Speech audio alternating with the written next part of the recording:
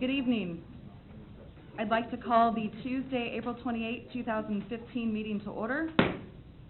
Would everyone please rise and state the Pledge of Allegiance with me?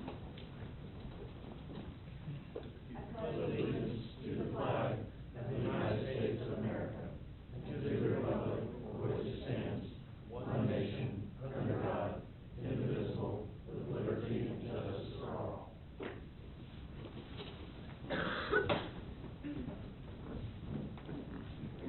We'll move into roll call, starting on my right.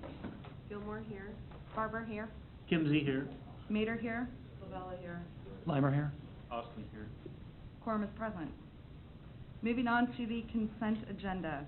All matters listed within the consent agenda have been distributed to each member of the Planning Commission for study. These items are considered to be routine and will be enacted upon by one motion with no separate discussion.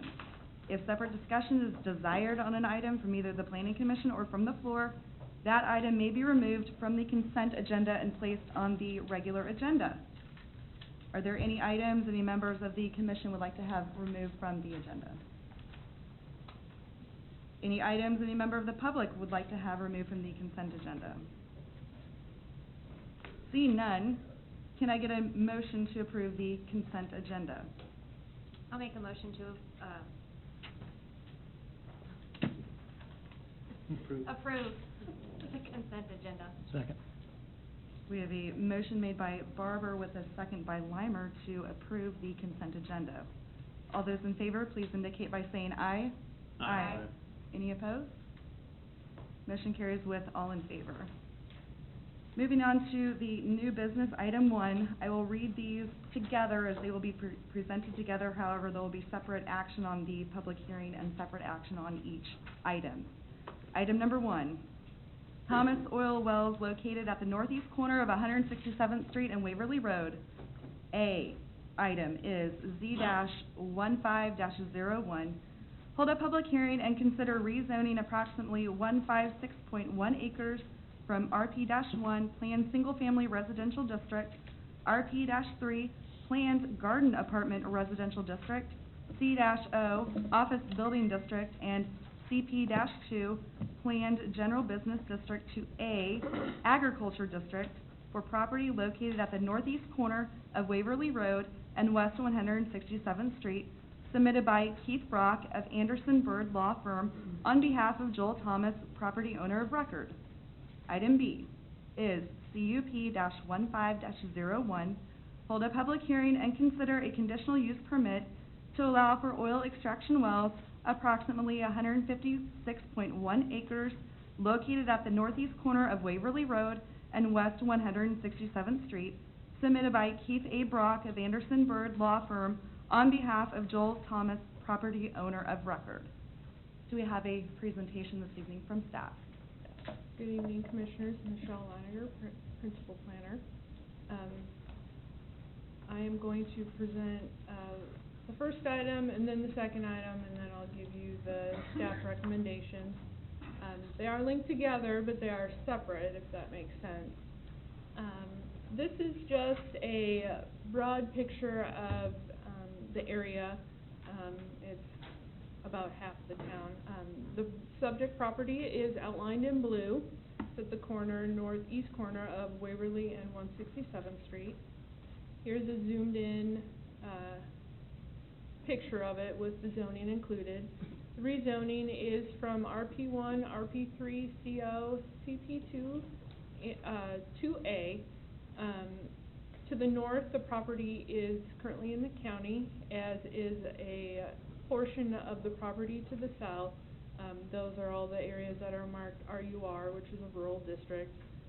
To the east, the property is within the city, zoned for residential. The property to the west is also within the city and zoned residential and ag.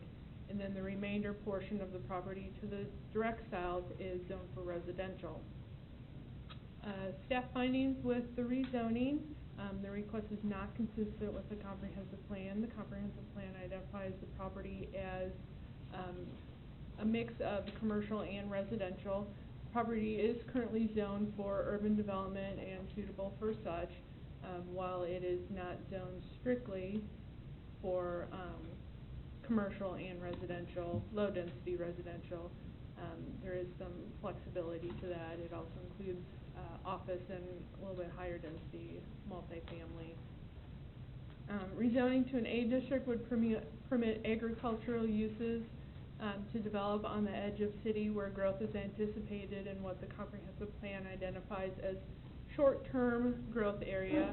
And this could create a potential gap in development as the city grows in that direction. You noted in the first picture that I showed, this property is very close to where city is currently developed and where we would anticipate growth to continue in the near future. There are schools within 3 different schools within a mile of the property. We do have facilities as far as water, wastewater, sewer facilities running in the major roads in the area. So the property is in an area that would be prime for development in the near future, or short-term future as the comprehensive plan identifies it. On to the oil wells. The request is for 33 production wells and 32 injection wells. The property owner would be the owner and operator of the proposed wells, and the request for the CUP is for 30 years. Just some background about, this is gas and oil wells.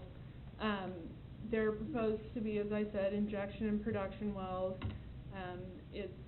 They work in tandem. The injection well injects the water down into the ground, which pushes the oil closer to the production well and up into the well. It's a circular kind of motion. This is the site plan that was provided. The square spots on this are the injection wells, and the circles are the proposed production wells, with the tank battery to be in the extreme northwestern part of the property. And then there was a provided landscaping plan which offers some screening from the residential to the south and east, and then there's an existing tree line along the property line. Oil wells have potential impacts. There could be the spilling of the water that is used in the production is not pure water. It does have some salt and additives from naturally. Those can contaminate ground and groundwater in the area. Pump engines can be loud. There is some mitigating issues whether you have electric or gas powered pump engines. So electric ones can be a little more quiet. It can be difficult and unsafe to develop residential uses around existing or plug wells. We do have existing plug wells in the city. Directly to the north of this property are existing production wells, and they are currently producing. If they're not plugged properly, it can cause issues. Potential odor issues, not always a big problem, but they're out there.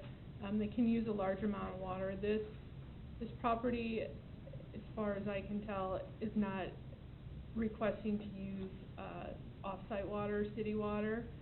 They would be using the water in the property. And the wells can, again, be hazardous if they are not maintained or plugged properly. Procedural requirements for conditional use permits. This is outlined in the state statute, which is very similar to rezoning. We go through the same process, the notification, the public hearing, and the same review type of criteria. And then in addition, the city code, chapter 15, outlines standards and a permit process for gas and oil permits in the city. Staff findings on the CUP. The comprehensive plan identifies this area for low-density residential and commercial development, not agricultural uses, as a new use. Development of the property of oil wells could hinder or significantly delay future development. With that, development could occur and potentially leapfrog over this until the oil wells are to the end of their life. Additionally, facilities and infrastructure are nearby, and leapfrogging could affect these investments the community has made, with the idea that growth was going in this direction. There are potential hazards associated with the oil wells and oil production, and there could be negative visual impacts as far as the tank battery and environmental impacts, and the city gets little economic benefit from the oil production. Staff recommendation, they're both on here. Staff recommends that the Plan Commission forward the request to rezone from RP1, RP3, CO, CP2, 2A to the council with a recommendation for denial. And staff does recommend that the Planning Commission forward the conditional use permit request to the council with also a recommendation for denial. Thank you. Do we have the applicant with us this evening? And if so, is there a quick presentation? Is there, so you've had a presentation from staff. I think it's probably appropriate at this point in time, if you're going to hear from the applicant or anybody else, to formally open the public hearing, and then go ahead and conduct that. If the applicant should present it during that portion. During the hearing? Yes. Okay. Okay. All right, we will now open the public hearing. If anyone would like to comment on this item, please come forward and state your name and address for the public record.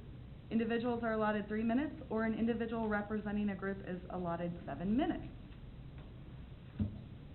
Good evening.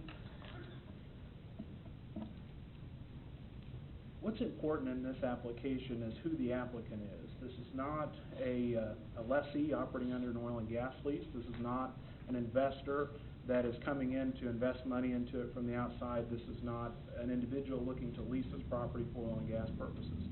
This is an owner who wants to conduct a self-funded operation on his property as an interim use only.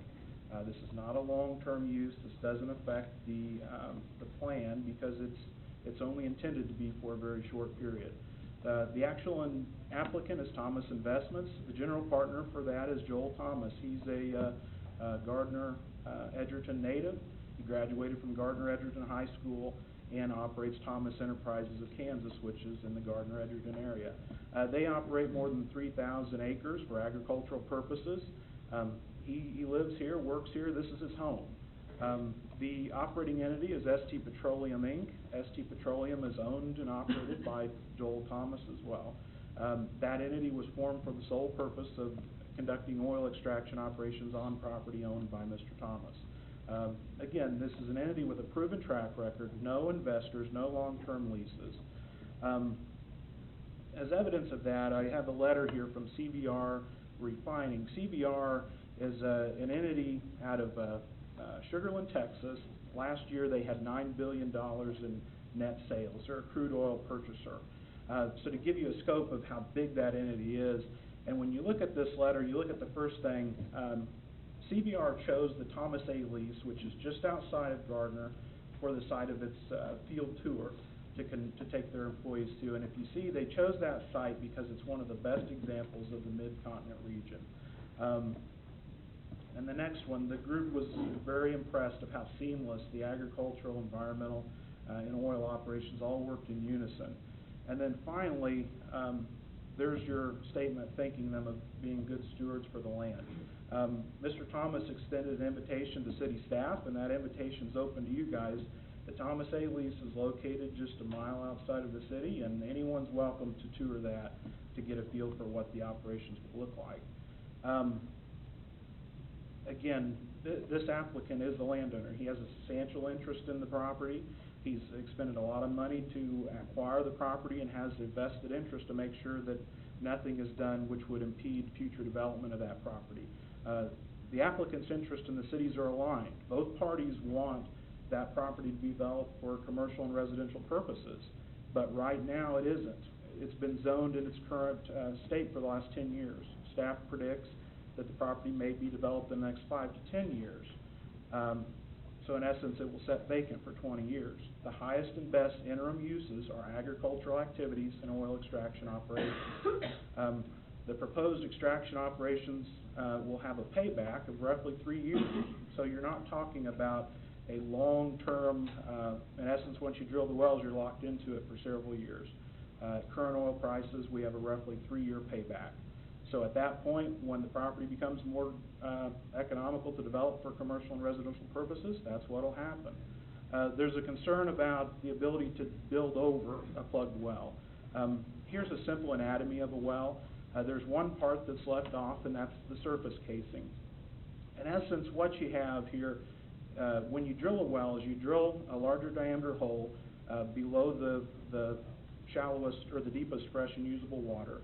You then cement that pipe into the ground to prevent contamination of that water source. You then drill a smaller diameter hole down that to the total depth. Once that's drilled, then you pump cement down the hole, out the backside of the casing. So when it's finished, you have, in essence, a layer of steel pipe surrounded by a layer of concrete, and then at the top, a second layer of steel pipe surrounded by a second layer of concrete. When the well's plugged, the city ordinances require that that entire column be filled with cement. So you, in essence, have a cement pillar in the ground when the plugging occurs. What's being requested? 33 production wells, 32 injection wells. The duration is 30 years. As you can see in the supplemental statement, applicant does not believe that they'll be active anywhere near 30 years. That time period was chosen because that's an average life of an oil well. And in essence, applicant wants to operate the oil wells as long as the market is unconducive to residential and commercial development. Once that happens, the wells will be plugged and the property will be developed. Again, payback will be realized in roughly 3 years, so we're not talking about a long-term payback. This is, as I said many times, it's an interim use. We have a study that indicates that 144,000 barrels of oil lie beneath this property waiting to be recovered. At today's dollars, that's roughly $7.5 million. Last year's prices, that's roughly $15 million. The applicant believes that the majority of that oil can be recovered before residential and commercial development happens, so they're proposing this interim use to get the value of that before the production happens. In essence, this is the best time to do it, before the development actually is surrounding this property. Mitigating factors, the applicant has agreed to every single request that the city staff has made. There's not been pushback on one issue, no refusal on one issue. With regard to screening fencing, applicant has made the general statement, you tell us what we want, we'll comply. This is the applicant's home. He wants to be a partner with the city. He's not looking to railroad somebody to come in here and do something. He wants to be in partnership with the city. The applicant itself, the Thomas Investments, has agreed to accept financial responsibility to make sure that these wells are plugged. The plugging cost of those wells is far less than the value of the property. So if the landowner takes personal financial responsibility, there is very little risk that the plugging wouldn't eventually occur. These wells will be monitored 365 days a year, including weekends and holidays, so that if there is any leaks, any condition that needs addressed, it will be addressed timely.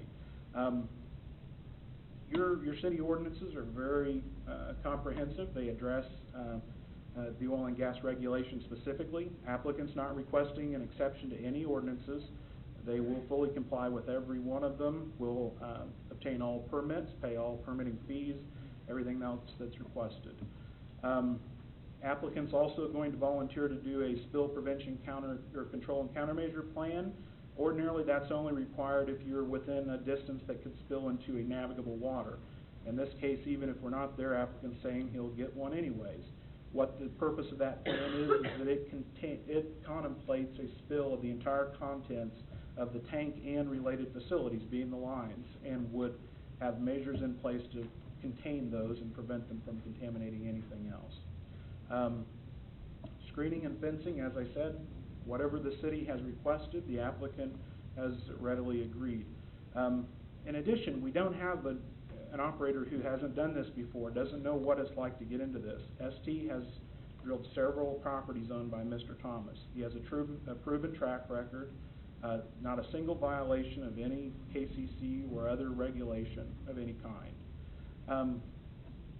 In addition, this property that's being requested, or that's the subject of the CUP, was previously a McCann lease. The McCann lease was plugged out in 2005 because the owners wanted to develop it. That lease was producing 5 barrels a day of oil before it was plugged. It only had 6 to 7 wells on it, it was very undeveloped. But at that time, the owners believed that the market was going to allow for development, so they plugged it out and left. That's important because this property already has plugged wells. It's not like we're introducing something that doesn't already exist. The conditions are already there. In addition, we're not guessing about what will be found. Those well logs are there, those production records are there. We know what's beneath this property. There is no educated guess. Here's the property shown on an aerial map. Subject property is shown with a red square. As you can see, there are several wells that have already been plugged on there. To the north and to the east, to the west, to the north and to the west, those wells have not been plugged. Those wells are pumping to this day. The solid dots represent production wells. Solid dots with a top right to bottom left arrow are injection wells. And then you see the solid dots with the top left to bottom right. Those are plugged wells. But this proposal is to drill right in the middle of an area that has active oil extraction operations on it already, on property that has plugged wells on it already. One of the factors is the conformance of the proposal to your comprehensive plan. This proposal is not inconsistent with the comprehensive plan. We're talking about a short-term interim use until development occurs. We're not talking about a long-term development that's going to impede or delay subsequent development. So it is not inconsistent with the plan. We're waiting, the applicant and the city together are waiting for the market conditions to exist when this property can be developed for commercial and residential purposes. Why not allow the applicant to realize the value of that $7.5 to $15 million worth of oil beneath this property in the interim? You have a native here, a Gardner native, who wants to realize that gain, presumably spend that money within the community on property that's already been drilled on, next to property that already has active oil wells. What's to lose by letting him realize that until the economics allow this property to be developed like everybody wants it? Just to give you a quick caution on time, since we're in the public hearing, just a few more minutes. If there's some critical points that you'd like for the commission to see, that would be great. We'll blow through them really quick. Okay, thank you. We've talked about the character of the existing neighborhood. The north and the west are active wells. To the east, the property to the southeast is owned by the applicant as well. South across 167th Street, there is basically vacant land. There's also a part in the southwest corner that's owned by the applicant as well. So the neighboring properties either have oil operations or are owned by the applicant, so we're not hurting anyone around them. The suitability of the project for this use, you can see the study in there, $7.5 to $15 million. We have proven production from an existing lease. It's obviously suitable for that purpose. We won't go into the effect. We've kind of gone through that with the neighboring property owners. In addition, if you look at the location of the tank site, it's clear on the north end of the property. That was done intentionally because it is the furthest from 167th Street, which is your main thoroughfare through the area. The natural contour of the land slopes in the center, so the tank battery will be obscured from view from 167th Street without any screening. In addition, applicant is proposing additional screening as well. It's also sets up against a hedgerow so that the backdrop will further screen that tank site. A single access on the far north side of the lease onto Waverly Road is the only access to the property. In addition, the applicant will access it only from the north, meaning they're not going to use the city streets for any heavy equipment. They'll come out of to the property, exit to the north onto county roads. In addition, the drive itself is long enough to allow any mud or anything to get off of any tires. It also sets the tank battery far enough off the road so that it's not seen from Waverly Road. The active oil wells you can see in Gardner. Gardner's built the top plugged oil wells. There are tons of them. Almost every subdivision in Gardner has them. Symphony Farms, which is a very nice subdivision in Gardner, is built right next to active wells. The property to the west is built right next to active wells. You can see a list of these subdivisions at the bottom. These are subdivisions that a lot of you live in, and you may or may not have known that they had plugged wells underneath them, but I don't think that anyone would contend that your property are valued less because of that, or that some structure is now unstable. Property's been vacant for about 10 years already. Staff's projecting that it will be vacant for another 5 to 10 years. That is plenty of time to realize the value of that oil that's beneath the property. Again, it's an interim use. Staff recognizes that there'll be minimal effect on the roads, if any. Again, we'll exit to the north, so city streets will not be impacted. Environmental harm. City ordinances require electric motors. ST only installs electric motors, so there is no emissions for those. There is no noise pollution. You're more than a few feet away, you won't even be able to hear them. In addition, we have the city, state, federal regulations that prevent air pollution. The SPCC plan prevents water pollution. And again, most of the fears are based on sensationalism. When you actually look at the data, you look at what happens, you look at the plugged wells that exist right in the city already, a lot of that is nothing more than just speculation. Just a few quick slides and I'm finished. Okay. The impact and the proposed use on the community. This will generate additional tax revenue for Gardner, additional permit fees. It allows Gardner to have a say in what happens here, to control the wells that are drilled. Instead of being forced to accept wells to the north and the east that were drilled outside the city limits, and in this case they will be drilled according to city ordinances. And in addition, something like this, when you have a native of the community coming to ask permission to do something like this, it's an interim use, that is just generally promoting the business, to promote people to do things like this within your community. It conveys the message that the city's open for business. They want to help their residents. So that again is another consideration. The relative gain, again, the city has several unplugged wells. It's being proposed right next to areas where operating wells exist, so we're not changing that neighborhood. What's to be lost if it's denied? In essence, when you regulate the surface, it could be a supermarket, it could be a school, it could be a tavern, it could be anything. But when you look at oil and gas, it has one purpose. If it cannot be brought to the surface and extracted, it has no value. So the effect on the applicant, who is not a big, nameless, faceless corporation, instead it's an individual who lives, works, does business in this community, and in effect, the entire value of that oil is effectively taken from them if the application isn't granted. Staff recommends denial for several reasons. Basically, those reasons are that there are several unanswered questions in the application which leave the possibility open for negative impacts. There's a list of all those questions. The first one in staff's list, will oil be found? If you look in the application, you have these excerpts that lay out oil will most definitely be found here. It has been found in the past. It was producing when it was shut in. How much oil will be produced? Right in the application statement of supplement, page 6, 144,530 barrels based on a petroleum engineer will be produced. What size of tanks is another question that was said to be unanswered. If you look in here at the response to staff's comments, 600 barrels for oil and 400 for water. The question is answered.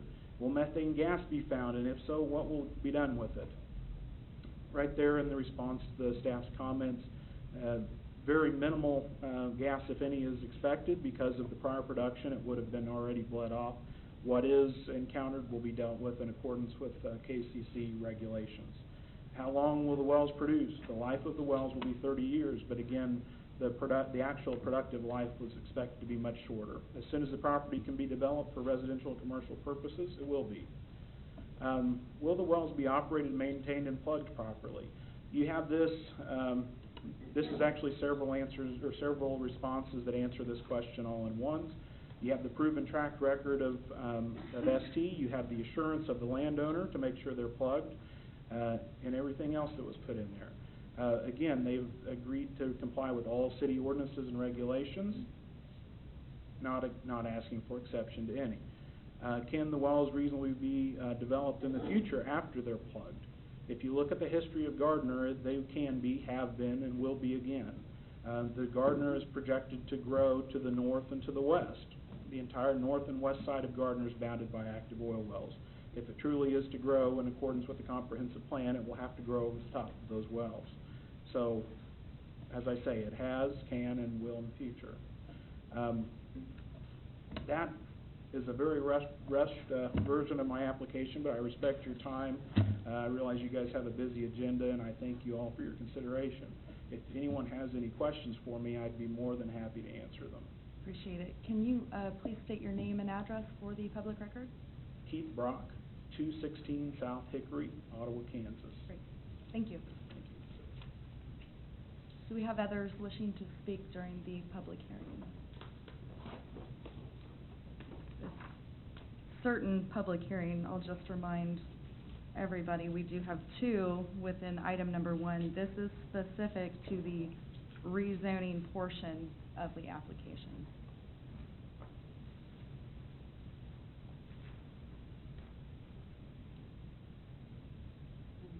If we don't have any others wishing to speak, I would entertain a motion to move that we close the public hearing. I'll second. We have a motion to close the public hearing made by Lavella with a second by Kimsey. All those in favor, please indicate by saying aye. Aye. Opposed? Public hearing for item 1A is closed. We will now open the public hearing for item number 1B, being the conditional use permit for oil production CUP-15-01. If anyone would like to comment on this item, please come forward and state your name and address for the public record. Individuals are allotted 3 minutes, or an individual representing a group will be allotted 7 minutes. I'm not going to cheat you out of another 3 minutes, so don't worry about that. Just to explain the dynamic of the two applications, the rezoning is only requested for the purpose of becoming eligible for the conditional use permit. So my presentation covered both of these topics into one, but I just wanted to clarify the purpose of it. Thank you. Appreciate it. Thank you.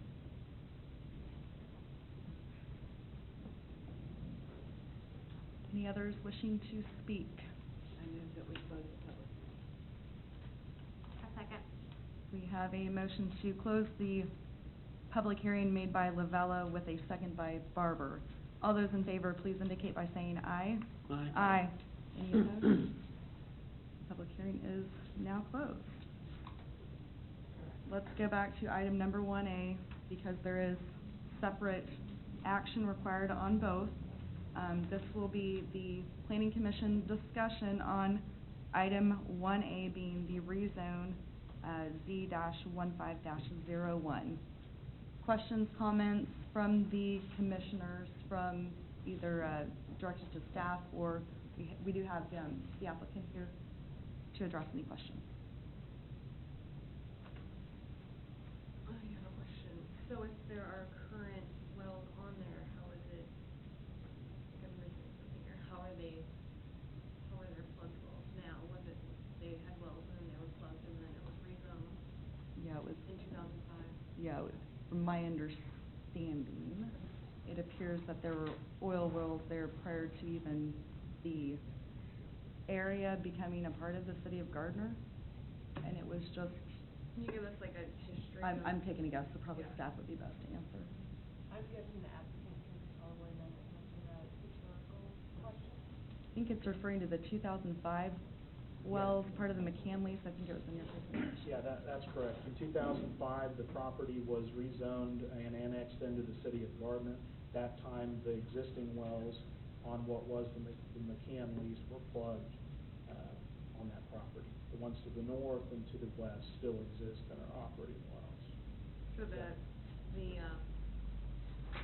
applicant then purchased the land knowing that it was gonna be rezoned, but then because the last 10 years haven't gone as planned, now we're back to the drawing board.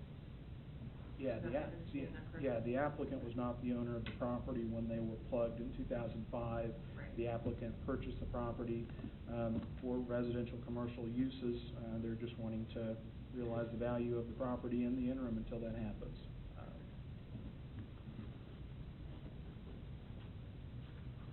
Question? I have a question, but it's the DOT. Okay. Should we wait past that? I believe that would most likely be appropriate since we're discussing the rezone. I guess my question is probably for the applicant, but have there been any observations from the current plugged wells that they were plugged improperly? Yeah, no, there have been no observations that any of the existing wells were plugged improperly. All of those wells were plugged in 2005. The stories that you hear about improperly plugged wells were primarily, not in this area, but just in general, were primarily the result of the regulations that existed at the time. And a certain time, we didn't know what we do now. Wells were plugged with a hedge post or a block of wood. That was compliant with the regulations at the time. Hasn't been for several years, but it's those very, very old wells that you hear the reports about improperly plugging and so forth. When a well's plugged today, you pump cement down the entire well bore. Once that's done, you report the amount of cement that you've pumped into it to the KCC. Their staff calculates the area of the casing and the amount of, to make sure that the amount of cement you've pumped in sufficiently filled that casing. There are no voids or air pockets or anything else to ensure that there is in fact a solid column of cement surrounded by the well casing and then the second layer of cement on the outside. So all the current plugged wells, do they meet today's standards, or were they plugged in 2005 and standards today? So those could meet at some point? Yeah, the 2005 standards would be equivalent to today's. As far as I know, they're not going to be very much different at all. When I'm talking about the hedge posts, we're talking much earlier, 40s, 50s time frame.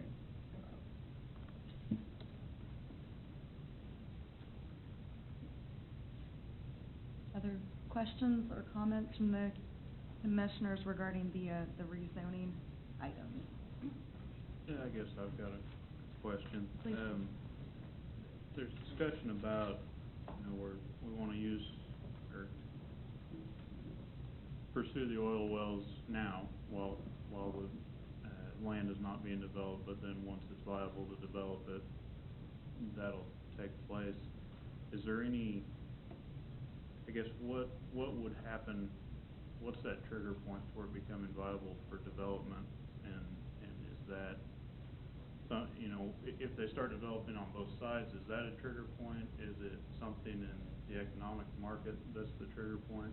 Yeah, it would be something in the economic market to where it's desirable for a developer to go in and install those streets, install all the stuff. There are utilities and stuff at the perimeter of the property, but nothing in the center of it. And in essence, the applicant doesn't want to go in and install all of that to leave it set for 5 or 10 years.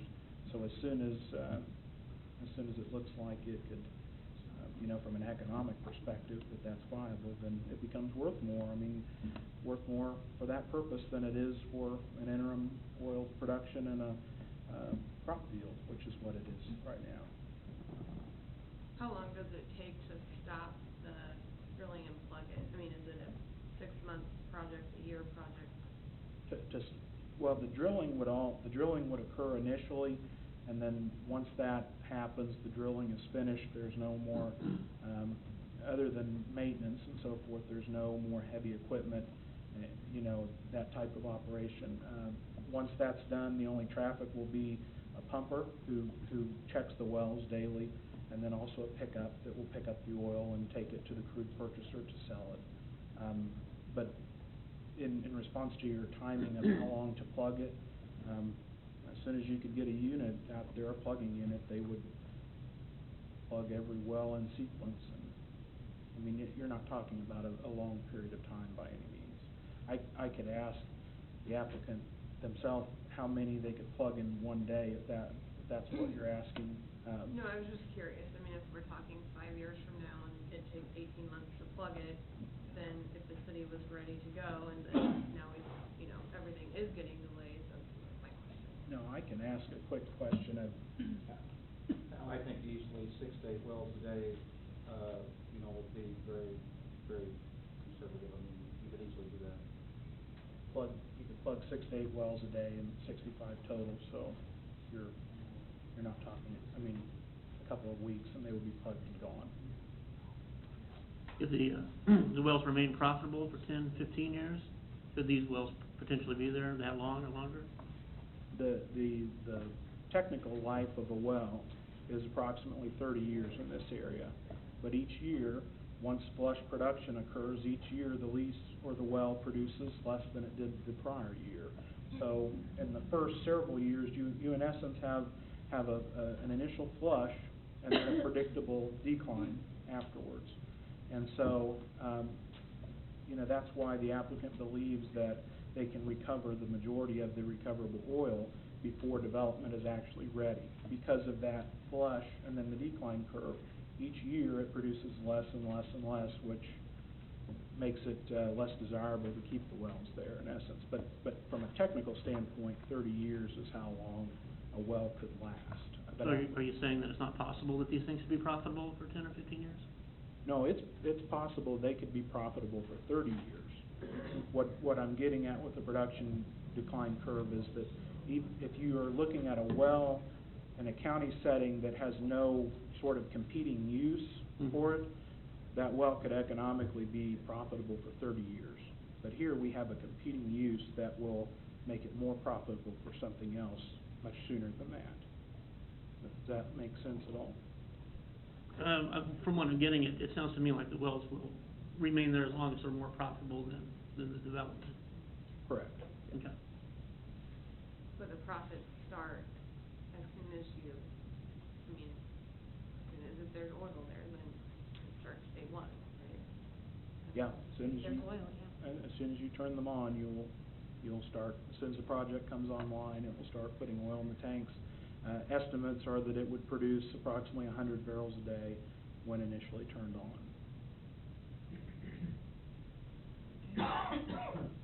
Other questions, comments from the commissioners?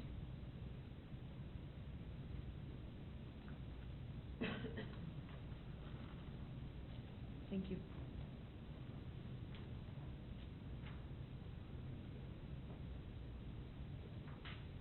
We don't have any other comments or discussion items, questions for staff or the applicant. I would entertain a motion on this item.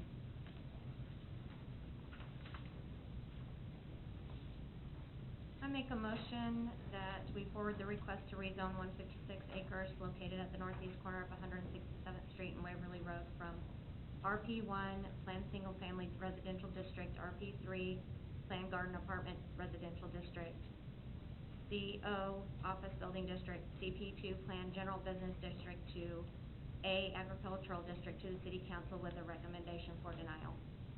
Second.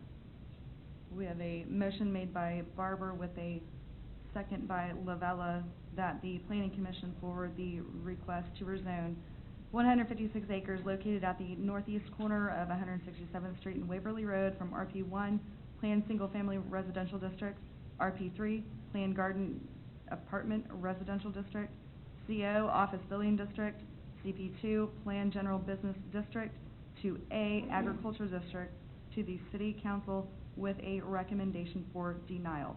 All those in favor, please indicate by saying aye. Aye. Any opposed? Or nay. We have 2 opposed. We have 2 opposed and 5 ayes. Motion carries with the majority in favor.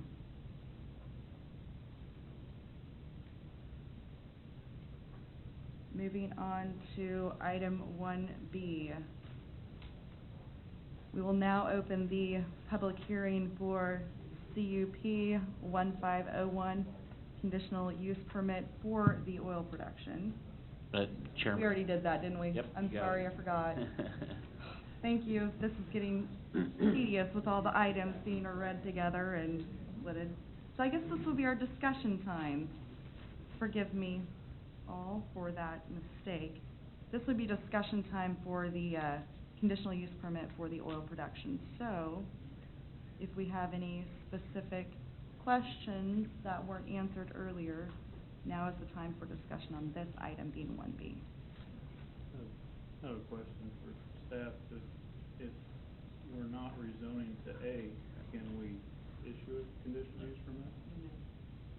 The conditional use permit for mineral extraction, including oil and gas wells, is only a conditional use permit in the agricultural district, so it is not a permitted use on the property as currently zoned.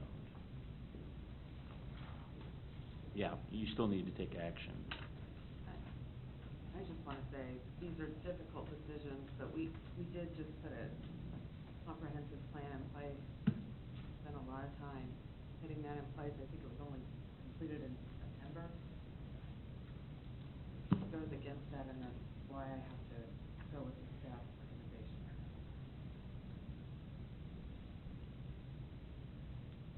I agree. So, I move that we,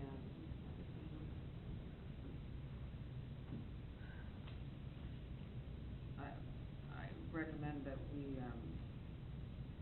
deny the CUP -15-01. I second.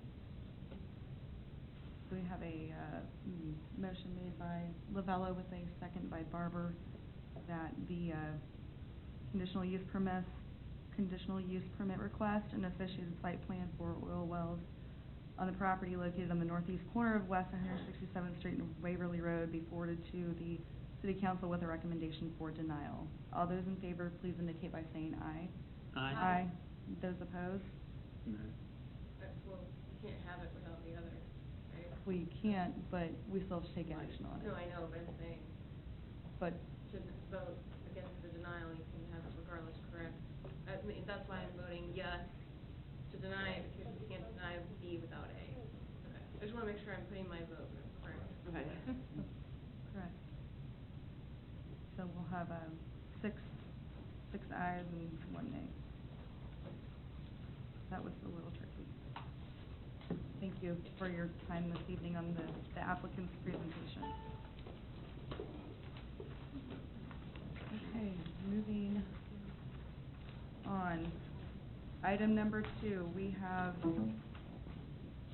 3 sub-items under item 2, of which I will read all 3 of these consecutively, but we will have separate action on each sub-item. So, with that, item 2, Olathe Ford RV expansion located at 19310 South Gardner Road.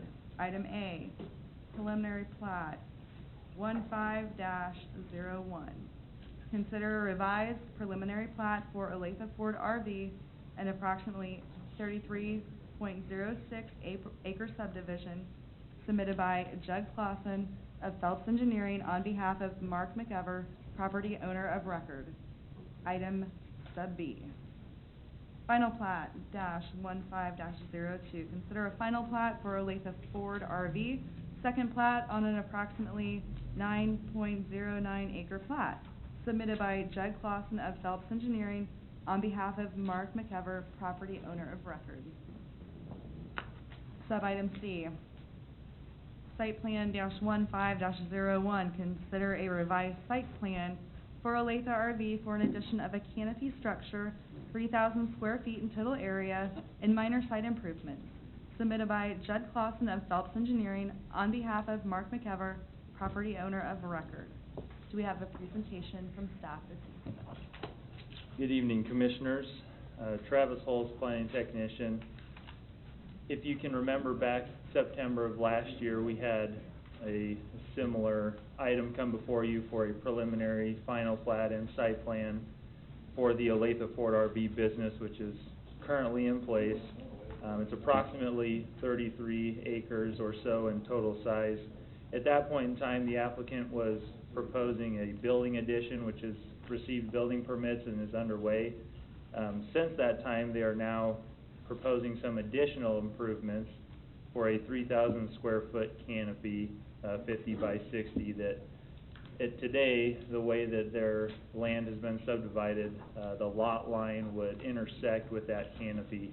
So they've essentially come back through with this application to replat the entire area, a lot of which is going to remain the same, and I'll point out some of the minor differences to present before you this evening. Again, just as a reminder, here's the area that we're in consideration. That 33-acre site, all highlighted in blue, consists currently today zoned in our commercial district C3, as well as our agricultural district. This is to kind of show you today the lot line is highlighted there in dashed red line. You can see that it intersects with the proposed canopy, so the applicant has submitted the plat to replat the entire area, both starting with the preliminary and final plat, which is required so that the final plat matches what was approved with the preliminary plat. The minor revision essentially consists of an additional 1.8 acres being added to the south. You can see that in the enclosed within that bolded black line to include the additional acreage to accommodate the canopy. Here's that building addition that was approved by the Planning Commission and with the plat as well through the City Council, and here's the canopy that is up for discussion tonight with the plat and site plan as well. Here is Lot 1, essentially showing some of the easements and other information that we require with the submitted application. There are a couple of items on here that we are going to ask to be cleaned up prior to this document being taken to the RTA, Records Tax Administration, for recording, and that is a part of our recommendation to you before you tonight, and I'll highlight those here in the next slide. A couple of easements that are to be vacated by separate document. Essentially, these are easements that are no longer going to be utilized and will be removed. We're asking that these be vacated prior to any building permits being issued, as they conflict with the canopy as proposed. We'll want to have those out of the way before we issue any sort of work to be done that could potentially cause some conflict. They are, however, proposing an additional easement to be dedicated to the City of Gardner. This is for an existing service line that is already in place. The easement allows us and our staff to be able to maintain and operate in that area for any type of repairs or improvements and so forth. So the applicant is dedicating that to the city again tonight before you as a part of the final plat that would be forwarded on to the City Council for acceptance. Moving on to the site plan itself, showing some of the improvements with the canopy. There are some other additional items. The canopy is shown here to be attached to the building addition, and essentially is going to match very much of what's already there. Material-wise, will be a blue pre-finished metal with white columns, so it will accommodate and complement what is currently in place and the structures that are already there, and as well as the addition that's being built. Kind of to clear that up so you can see that a little bit more clearly. As well, in the September meeting when this was originally proposed, there was an exception granted by the Planning Commission for their landscaping plan to not comply with the specific ordinances and standards as allowed by our code due to some of the site constraints. I just wanted to point out that the applicant, although not necessarily required, is proposing to add some additional landscaping to try and beautify the site and to add to some of what is currently out there. In addition to the trees and shrubbery you kind of see on site and along the street frontage, they're also proposing to provide a significant amount of grasses and perennials and ornamental features. They are located in the right-of-way. The city does have the authority to allow those types of plantings, with the understanding of the applicant that if there is any sort of need to remove those, that they have basic responsibility to afford any replacement costs and whatnot. So the applicant is aware of that, and the city does accept and allow for this particular proposal to take place. With that, we have our recommendations. The preliminary plat, final plat, and site plan will each need a separate motion. The preliminary plat to be approved with one following condition. This is some of the cleanup I was referring to, needing to remove some of the verbiage that's currently shown on the preliminary plat. Is not necessary to be done by separate document, since it will go before the city council and can be an accepted easement the way that they have it written in the legal description on that plat before you. The final plat, a couple of items in conditions of approval. One is that the excise tax be paid, since they are now adding an additional 1.8 acres of land that was previously not unplatted. They will need to pay the excise tax and then remove some of those setback lines that I've mentioned.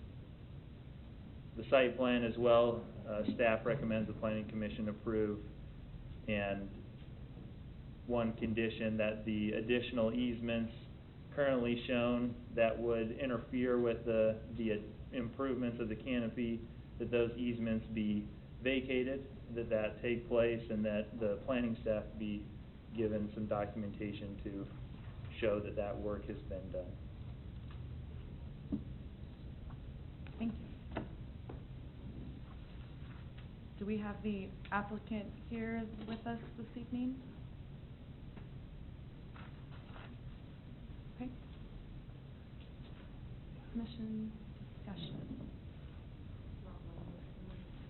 No, we'll need to act separately on each item. We have a prelim, a final, and then the site plan. So yeah, 3 separate actions. Good question.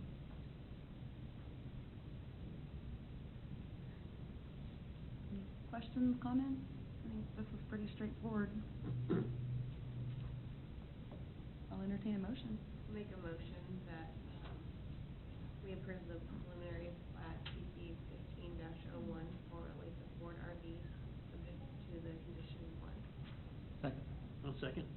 We beat you to the punch. We have a motion made by Gilmore with a second by Weimer that we approve preliminary plat PP-15-01 for Olathe Ford RV. All those in favor, please indicate by saying aye.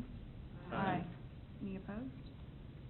Motion carries with all in favor. Would entertain a motion on item B unless there's questions or additional discussion. I move that we approve the final plat SP-15-02 for Olathe Ford RV. I will second. So subject to conditions. Oh, I'm sorry, subject to the conditions 1 and 2 Conditions, right. as stated. That's right. Thank you, thank you. Okay, we have a corrected motion made by Lavella with a second by Kimsey that the Planning Commission approve final plat SP-15-02 for Olathe Ford RV2 and forward it to the City Council with a recommendation for approval and acceptance of easement subject to conditions 1 and 2. All those in favor, please indicate by saying aye. Aye. Aye. Any opposed? Motion carries with all in favor. Okay, and then the item C, unless there's, questions, comments, I would entertain a motion on this item. Okay, I'll make a motion to, forward this to council with the, staff recommendation, the recommendation of Olathe Ford RV location, subject to, condition 1. So we have a. Madam Chair. Yeah, we need to correct that. Yeah, it doesn't need to, it's, We're making the approval. you're the approving body. So we're the approving You body. wanna correct that, Yeah, Vice Chair? I will recommend approval of this. Any of the, planning commission to approve the site for the Olathe Ford RV located at 19310 Garden Roads, subject to condition 1. Okay, excellent. We have a revised motion made by Kimsey with a second by Gilmore that the planning commission approve the site plan for Olathe Ford RV located at 19310 Gardner Road, subject to condition 1. All those in favor, please indicate by saying aye. Aye. Aye. Any opposed? Motion carries with all in favor. Moving along to item 3, and again, I will read these all together. We have 3 separate actions along with a public hearing. Item 3, Regency West and Orscheln Farm and Home located at the northwest corner of 188th Street and South Gardner Road. Item A, Z-15-02, PDP-15-01. Hold a public hearing and consider rezoning approximately 6.90 acres from RP5 and CP2 to CP2 and the associated preliminary development plan for approximately 19.09 acres of proposed multifamily and commercial uses, submitted by Aaron Gaspers of CFS Engineers on behalf of Lance Johnson of Johnson Group LLC, contract purchaser, People's Bank, property owner of record. Item B, FP-15-01, consider a final plat for Orscheln Addition, an approximately 4-acre commercial subdivision submitted by Aaron Gaspers of CFS Engineers on behalf of Lance Johnson of Johnson Group LLC, contract purchaser, People's Bank, property owner of record. Item C, FDP-15-01, consider a final development plan for Orscheln Retail Store submitted by Aaron Gaspers of CFS Engineers on behalf of Lance Johnson of Johnson Group LLC, contract purchaser, People's Bank, property owner of record. Do we have a presentation from staff?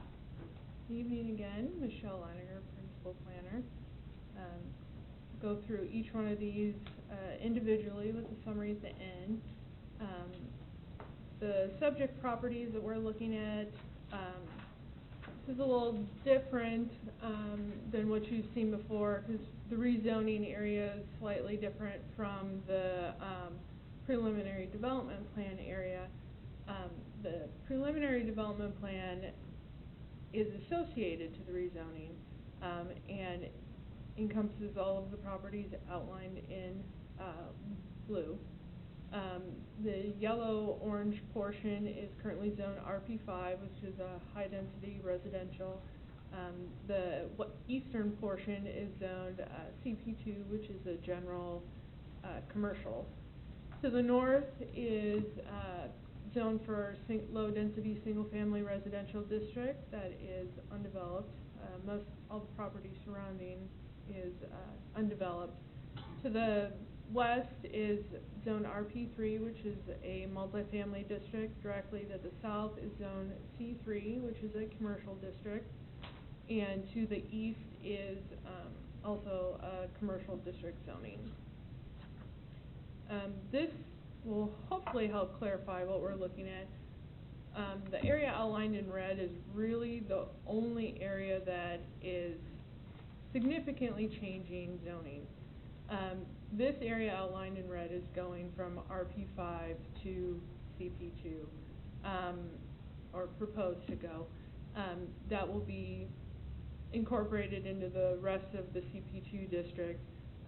The approved preliminary development plan, like I said, encompasses the whole property, and that preliminary development plan is proposed to change because of the zoning change. So we're looking at that in its entirety again.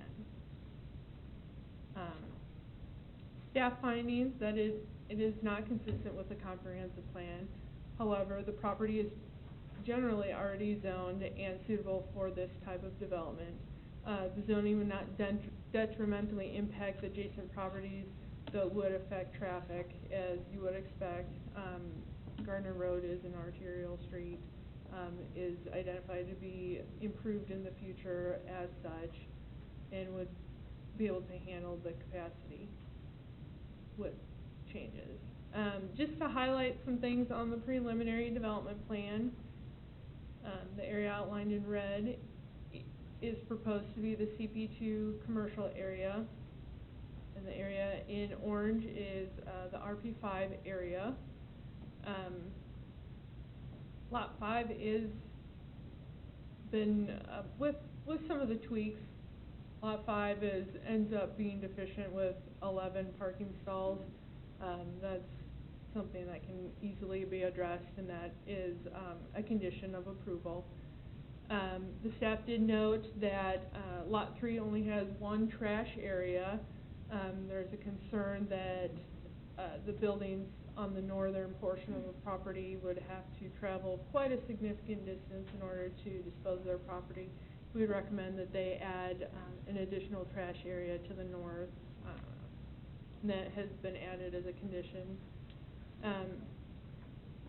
This property really has only one true significant access to Gardner Road. Lot 1 does have a secondary access along the northern property line. Lot 2 has all of their accesses off of the private drive. Staff is asking that an additional access be identified to the property line to the south, which would continue on when that southern property is developed, in order for this development to have a secondary access to 188th Street. This is identified in this area that was included in your staff report.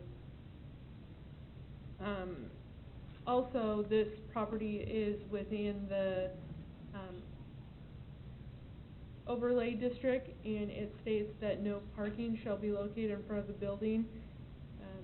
The applicant is proposing parking in front of both of the commercial buildings.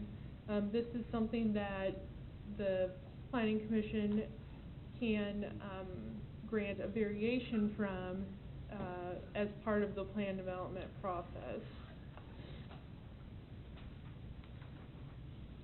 Moving on to the final plat, this is pretty straightforward final plat.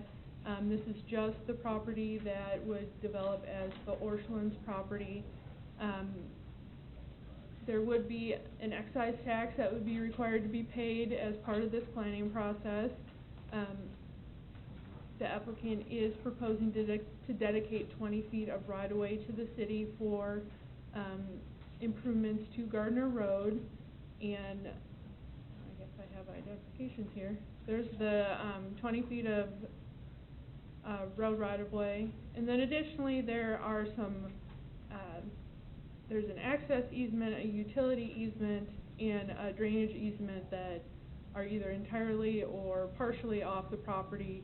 It's identified that these are to be dedicated by separate instrument, and we would recommend that that be done before this plat is recorded, so those notations can be added to the plat. Under the final development plan, this is the landscaping page. I'll just point out some details on the development plan. This is for a retail store with a significant amount of outdoor sales area. They have identified the area that's directly south of the building would be a fenced-in area that they would have all the time. The areas to the east are areas that are in the parking lot that would flex with seasonal merchandise, whether it be snow blowers or plants. We've asked them to identify those on the plans as to not take up part of the required parking. Trash enclosure is on the southwestern corner of the outdoor sales area. There was elevations provided on the full landscaping plan sheets that show that the screening would match the building and architectural theme of the project. There's a monument sign proposed out in front of the property. There's significant amount of perimeter landscaping proposed. The code requires that there be a buffer yard on the sides that abut residential properties. They have met the landscaping portion of it. The code also requires a fence. They are asking for that requirement to be varied from it, to not install the fence, because it is felt that the landscaping would be significant enough to create that visual buffer of the property. There are two property accesses to South Gardner Road, one at the very north property, and then the private drive to the south, with half of that private drive would be on this property, the other half would be on the Lot 2 property, and that's why you see that shared access agreement on the plat. Additionally, there is pedestrian access from the sidewalk onto the site to allow those that are walking to the retail space to not have to walk in the driveways in with the cars. Here is just the front elevation of the building. To the left, you'll see on this it kind of looks like windows. That's the chain link fence of the storage area. You notice just some highlights. There's variations in materials on the site or on the building. There is a non-continuous parapet. The line of the top of the building definitely varies. There's a identified prominent entrance. It's got low windows and mechanical screening, which are all important items out of the design standards. I don't expect you to be able to read this. It was just a snippet out of the staff report. Staff recommends that the Planning Commission forward the request to rezone 6.9 acres from RP5 and RP2 to RP2 and the associated 19.09 acre preliminary development plan to the council with a recommendation for approval subject to the conditions in the staff report. The final plat, staff recommends that the Planning Commission approve the final plat for Orchland's Edition and forward it to the City Council with the recommendation to accept the easements and right-of-ways subject to the following conditions. All the conditions link the approval to the rezoning and the preliminary development plan, and then the documentation for the easements and the excise tax. The final development plan, staff recommends the Planning Commission approve the final development plan subject to the following conditions. There's just some cleanup and some notes that staff would like added to the face of the site plan. Applicant is here, and Okay, thank you. Michelle? I think in keeping streamlined with the earlier presentation of item number 1, we'll now open the public hearing and ask that if anyone would like to comment on this item, please come forward and state your name and address for the public record. Individuals are allotted 3 minutes, or an individual representing a group is allotted 7 minutes. Understanding that we may have the applicant here, and the applicant from item 1 had a little bit longer time than 7 minutes, please feel free to come forward, and I'll give you guys about 10 to 15 minutes for any presentation from the applicant. Give you guys your time. Mr. Chairman, Commissioners, my name is Lance Johnson with the Johnson Group. I'm here to represent the developer and the team. But first off, my address is 900 Massachusetts Street, Suite 409, Lawrence, Kansas, 66044. With me tonight is Tom Nolte with Nolte Architects, Aaron Gaspers with CFS Engineers, and then the property owner of record, People's Bank, is represented by their broker. With that, I want to first start off and say thank you to Michelle, as well as the rest of the staff that has helped us with this. It's not always, you don't always probably get thank yous. You only hear when things are not working. But we expressed early on, a few months ago, when we came in and had a couple preliminary meetings with staff, that we had a timeline to really try to be open in the first quarter of 2016, and staff has been very accommodating in meeting with us and addressing comments and getting them back and forth. So I just want to publicly thank them for that. You know, who is Orscheln? I don't know if you're familiar with them, and I'll just give you about a 2-sentence. You know, Orscheln is a Midwestern retailer with over 150 locations throughout the Midwest, that they specialize in livestock, feed, pet food, and animal health supplies, hardware, plumbing, electrical, automotive, toys, housewares, clothing, and lawn and garden supplies. And they are very excited for this opportunity and the opportunity to invest in Gardner. I've been working with them for a few years on trying to find a location in Gardner, and I don't know that there's a site that we haven't looked at and that they haven't vetted and looked at everything, and they're excited and want to be here. We agree with staff's report. We support the recommendations, and we're in agreement with the conditions of approval. And I guess I'm here tonight to ask for your support. With that, that's really all I've got. I could leave my time open for questions, and/or let Tom say a brief few words. If there's anything else to add to the public hearing, that would be great. I think once we close the public hearing, we'll have commission discussion, and we would possibly ask you guys a question. So if you'd stick around, that would be great. Yeah, happy to answer.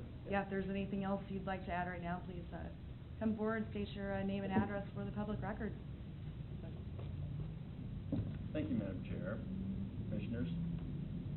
I'm Thomas Nolte, Nolte and Associate Architects and Land Planners, 9400 Reeds Road, Overland Park, Kansas. And Michelle, I wanted to thank you for taking the time to explain the idiosyncrasies of this application. You know, I don't know whether to introduce myself or say, hey, we're back. Because we were here 10 years ago when we zoned this, and for multifamily housing and for retail on Gardner Road. And we've kind of been hibernating a little bit, and now we have a real strong user in Orscheln. And Lance and I did one in Lawrence together, and that worked out really well, and it's a very successful store. And so I'm kind of excited to have another Orscheln that we're familiar with. We were able to take this store, which is 32,000 square feet. It's a pretty good sized store. That would be kind of like a junior, known as a junior box. And it has outdoor sales also. But the development code was pretty precise. And Michelle, thank you again. Going through those items as we undulated the roof line, the in and out, identified the entrance, added materials, windows, and took the architecture around the corner. And so I know that the drawings that you have, they're two-dimensional and they're flat. There's a lot of notes. That's a significant change from where we started. And I think it's a huge improvement. And so so far, Orscheln's backing us. So we're kind of excited to have that opportunity to bring it to you tonight. So we had 3 meetings. I think we hammered out the process and what was expected. And I'm glad to see the staff recommendation along with the stipulations. Those are all easy to do and pretty much boilerplate. I'm satisfied that we should be able to move forward. Also, what makes this application interesting, is that, you know, we asked staff, about timing and schedule, and, you know, this is a loaded app, and from the standpoint that you have a revised preliminary plan, which caused us to go back and take a look at the entire tract, and then, you know, you have the rezoning, and then you have, the plat, and then you also have final plan. So, not often do you see all of it in one package at one time. It's a little bit more work on our end to do it, and also for staff to review it. But I think we have a really good application, and if we can keep it to 7 stipulations, we're pretty happy about that. So I stand for questions architecturally, and if we have any engineering, we have Aaron here too. Okay, thank you. Hi, my name's Aaron Gaspers, CFS Engineers, 2121 Moody Road, Lawrence, Kansas. And I think everything in front of me that has covered everything. Again, agree and will comply with all the conditions of approval, and here to answer any questions you might have. Great. Thank you. Thank you. Do we have other members of the public that would like to speak on this item? Close the public hearing. Second. We have a motion made by Lavella with a second by Limer to close the public hearing. All those in favor, please indicate by saying aye. Aye. Aye. Public hearing is now closed. Oh, sorry, all those in Yes. dissenting, please indicate by saying nay. I think we're all in favor. Okay, public hearing is now closed. This will be, planning commission discussion time. Questions, comments? We have very, thorough staff reports here, great plans by the applicant. We have representation here, for questions, comments. So I'll open the floor for you guys. Are we only discussing 3A first? Let's start with 3A, that's probably best. Thank you for bringing me around, Commissioner Limer. Let's start with 3A. I have a comment, maybe. Yeah. But Yeah. I just, although the change is not significant, I think that it's just a good reminder. I mean, I'm happy to see and welcome new businesses to Gardner, but the comprehensive plan is not perfect, and based on the community's needs, it's gonna have to be updated and changed. So I just kind of make that comment to the planning commissioners that, you know, we keep that in mind as we are approving and denying staff changes, but this is a great example that there might need to be changes to the comprehensive plan, no matter how much time or money has been invested in it. Good comment. Yes, yeah, refocusing, we are talking about item 3A and taking action. Thank you.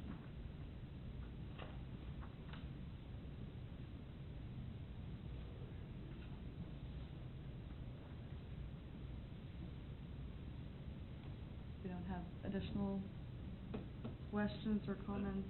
Sorry, one more. Yeah, please. Condition 9, revise the preliminary development plan to show connection. Is 3C not the final development plan, so is it assumed that that connection road carries through to the final development plan? The way it works is that the final development plan has to be significantly in compliance to the preliminary development plan, and the code outlines what that means. So, that would be something, generally, the preliminary development plan carries over to the final development plan. There's gonna be some slight differences. If it's completely different, we would rework that portion of the preliminary development plan, and that would definitely be something that we would carry through. Does that answer your question? Okay. If we approve 3C, which would be the final development plan as well as 3A, does that still have the road, even though it's not shown in 3C now? Yeah, they don't have to put it in. That would be put in with the development of Lot 3. So final development, so, okay. the final development plan is only for lot one. Gotcha. So it's, the preliminary document is basically the forethought. And then Yep. when they come back in, they would, that portion of the development plan is impactful enough that that's when we would really need that secondary access. Yep. So that's when we would ask for it at that time. Makes sense, thank you.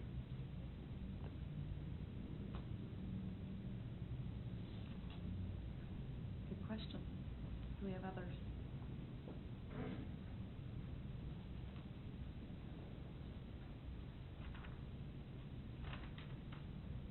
I'll move that we forward the request to rezone 6.9 acres located north of the northwest corner of 188th Street and South Gardner Road from RP5 Plan Department House District and CP2 Plan General Business Districts to CP2 Plan General Business Districts Z-15-02 in the associated 19.09 acre preliminary development plan PDP-15-01 to the City Council with a recommendation for approval, subject to conditions 1 through 9.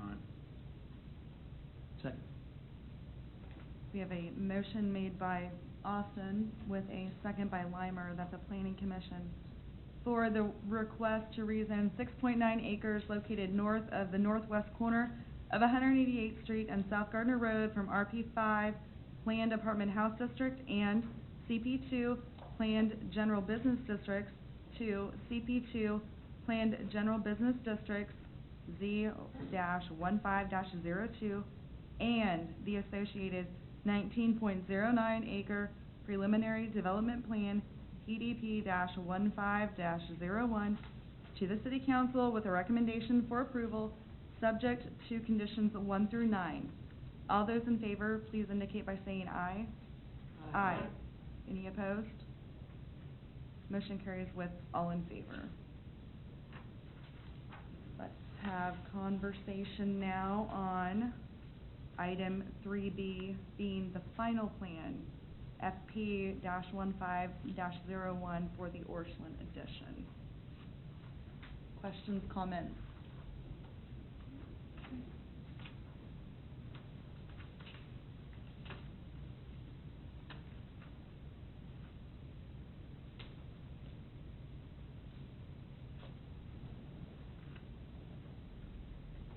No questions, comments? I will entertain a motion on this item. I'll make a motion that we approve the final plat for Orscheln Edition FP-15-01 and forward it to City Council with a recommendation to accept the easements and right-of-ways, subject to the following conditions 1 through 3. Second. We have a motion made by Gilmore with a second by Kinsey that the Planning Commission approve the final plat for Orscheln Edition FP-15-01 and forwarded to the City Council with a recommendation to accept the easements and rights-of-way, subject to conditions 1 through 3. All those in favor, please indicate by saying aye. Aye. Any opposed? Motion carries with all in favor. Okay, moving to item 3C being the final development plan FDP-15-01 Orscheln. Questions, comments on this item?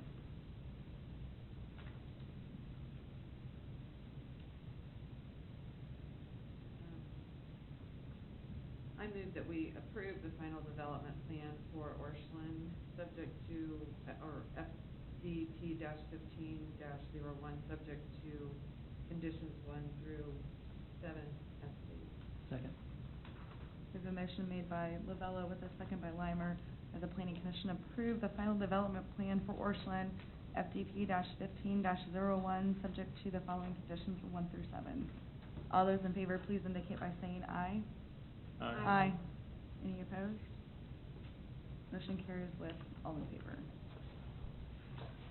That wraps up what is on the new business. For this evening, we have a couple of items for other business. Land Development Code rewrite update being number 1. We did have our first public meeting last night. We had roughly 15 people in attendance. Really last night, all that was given was an introduction, how we got here, where we're going, a timeline, what we're basing the changes on, which is the comprehensive plan, background about that, and then there was just some open discussion about issues and the advisory committee. The advisory committee has met twice. That's made up of 2 planning commissioners, 2 board of zoning appeal members, and then we have a residential developer, another developer, the chamber chair, or president, chair, the chamber guy. We have another developer, property owner, realtor. We have a couple of those. It's a committee that is a little more on the technical side. Reading, reviewing, writing code is not something that everybody wants to do or really should be doing. Really, that the code writing will be done by staff and by the consultant. It's kind of a different levels of review. We have the general population, and then we have the advisory committees, and then we have the staff. And those on the bottom are really going to get into the nitty-gritty, and the general population is going to be able to react to more general concepts. They're working on 6 or 8 what they call critical issue papers. These are going to be papers that they'll take a topic that we either need to get more information about, such as the downtown, and how the community would like to regulate that, or a topic that we've had some issues with, such as signs. And these papers will tell what we have, what we could do, what we're looking at doing, in more of layman's terms, not providing code language for the general population to try to understand. That's what our jobs are to do, is to have the general population tell us what they want, and us and the consultant to write code to make that happen. At this point, we're looking at waiting for a document from the consultants as far as their analysis of our existing code, where it complies, where it doesn't comply with the comprehensive plan, and where there's some deficiencies, where there's holes, where there could be issues. It's kind of it is an outsider looking in, giving us an analysis. So that's going to be our next step, and we would anticipate some more public meetings this summer. I don't know if either one of you would like to add to it, being on our advisory committee. If there's anything you want to say? I think that was a pretty good summary. We're just getting into it, and all of you on the board have our contact information. If you have questions or anything, feel free to let us know. But keep you posted as we go along. I agree. I think the leadership of that, I forget his name off the top of my head. Chris, he's doing real good. He seems very organized. Has a good timeline. It's a long period, so Yeah. Slowly but surely we'll get there. And I've been very happy with the makeup of the advisory committee. Very, very well rounded. Nobody's very one topic oriented. Everybody seems to be genuinely looking out for the good of the community as a whole, and I'm very happy with that. I anticipate a good product. So you'll see draft documents end of this year.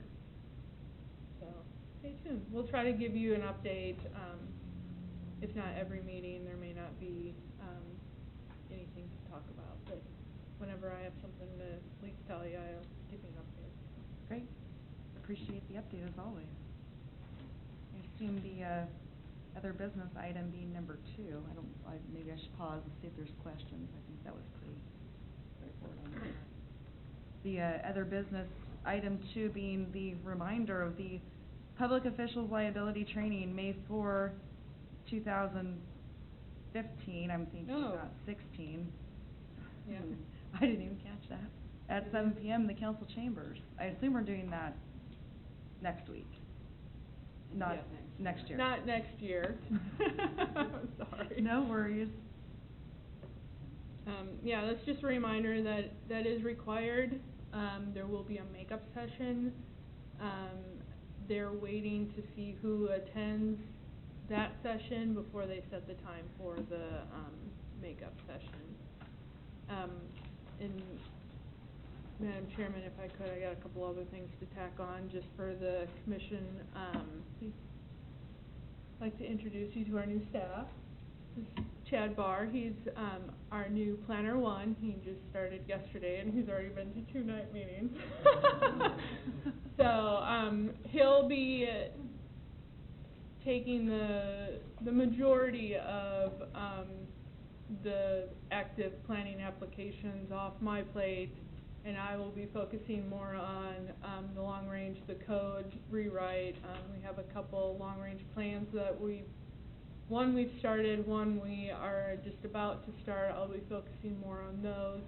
So you'll see Chad and Travis, taking on most of these type of applications.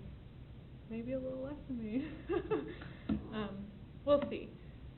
But we're ecstatic to have you here. Welcome, Chad. So, I think it'll be a great addition to our staff. Great. And then another thing, Mark, I had forwarded you guys a, training opportunity through Mid-America Regional Council. There was a free, planning commissioner training. They do all sorts of planning commissioner training. Don't remember what the free one was about. We do have another one, that I'll forward on. It's about communication and listening to the public during meetings and such. If anybody is interested, you'll have to let me know. There is a fee that the city would pay if you're interested in going. I'll forward that on tomorrow and let me know. And then, Great. Thank you. We don't have questions or comments. I'd entertain a motion to adjourn. I'll make a motion to adjourn. Second. Motion made by Barbara with a second by Austin to adjourn the meeting. All those in favor, please indicate by saying aye. Aye. Any opposed? Meeting's adjourned.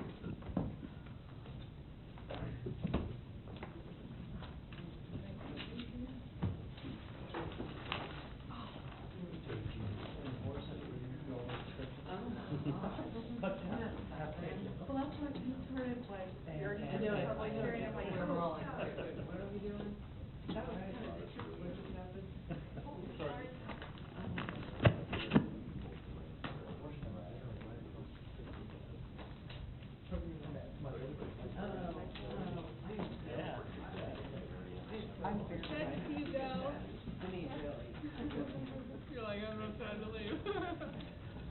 Thank you for your time. Yeah, I'll let you know. I'll clarify with you that when that appointment will occur and your time. You can start next day.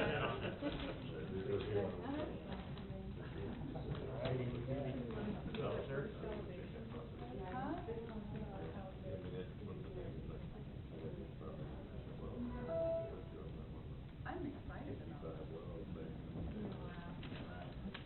I about threw up when I saw it. Oh my god. Do you like the original one? That was the This original. is Basically, a version Butler one. building.